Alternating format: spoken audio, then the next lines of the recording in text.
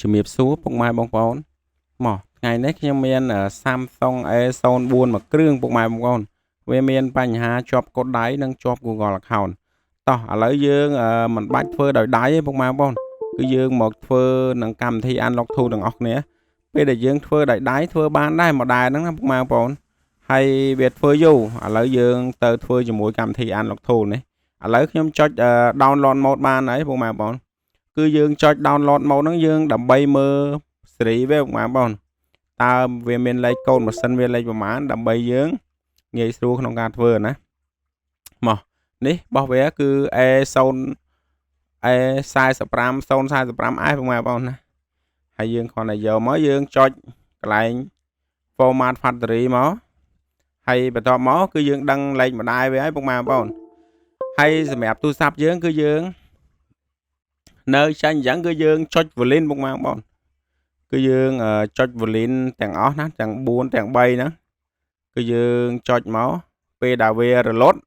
យើងប្រឡែង volume វាទាំងអស់ចោះអត់អីទេណាយើងប្រឡែងវាបានណាឥឡូវយើងចាំវារលត់សិន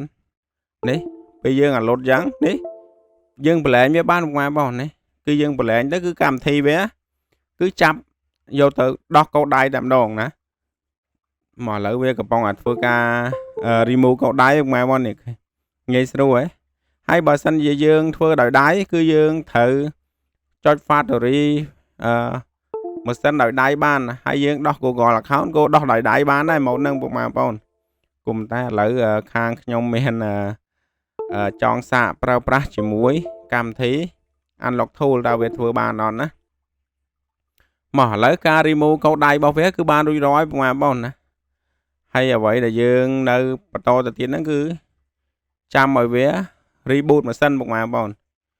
នេះហើយយើងយកមកដំណាក់កាលនេះ factory ពុកម៉ែបងប្អូនយើងចុចកន្លែងហ្នឹងបន្តិចទៅគឺវាចូលមកឲ្យដល់ function ហ្នឹងហ្មងណាហើយដល់ពេលអញ្ចឹងយើងចុច factory reset ទៅហើយយើងធ្វើការរងចាំវាណាហើយសម្រាប់ model នេះងាយស្រួលធ្វើដែរទេពុកម៉ែបងប្អូនមិនថាធ្វើដោយដៃមិនថាធ្វើដោយកុំព្យូទ័រគឺវាមានភាពងាយស្រួលទេសម្រាប់ model មួយនេះណាមកឥឡូវយើងធ្វើការរងចាំទៅនេះឥឡូវការរងចាំយើងបានមកដល់ពុកម៉ែបងប្អូនមកឥឡូវយើងធ្វើការ activate ម៉ាស៊ីនវាពុកម៉ែបងប្អូនយើងគ្រាន់តែចុច start មកណាហើយយើងចុច start មកតោះមកយើងវាដើររៀងយឺតពុកម៉ែបងប្អូនយើងយកកន្លែងនេះមកយើងចុច next ទៅមុខទៀតទៅហើយយើងធ្វើការរងចាំសិនព្រោះអីម៉ាស៊ីននេះវារៀងដើរយឺតណាមកវាដើររៀងយឺតមកហើយកន្លែងនេះគឺយើងចុច skip ទៅពុកម៉ែបងប្អូនហើយបើសិនជាវាជាប់ Google account គឺកន្លែងនេះគឺ skip អត់បានទេគឺវាត្រូវការទាយើង connect Wi-Fi ឬក៏ connect តាម internet SIM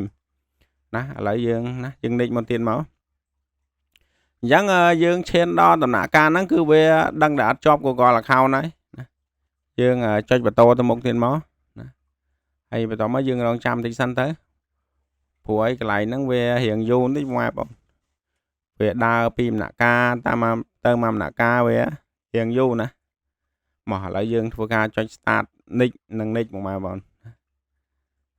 មកឥឡូវយើងធ្វើការរងវាដើរយឺតម៉ាស៊ីនហ្នឹងណាវាដើររៀងយឺតបន្តិចតាមអីទេយើងអាកន្លែងនេះយើងអាចធ្វើបានទាំងអស់គ្នាទេណាវាមិនជាបញ្ហាទេចុច nick ទៀតមកយើងចុច nick ទៀតមកពុកម៉ែបងប្អូនហ្នឹងហើយពុកម៉ែបងប្អូនអញ្ចឹងការ remove កោដដៃរបស់យើងនិង remove SRP នៅក្នុងពេលតែមួយណាហើយសម្រាប់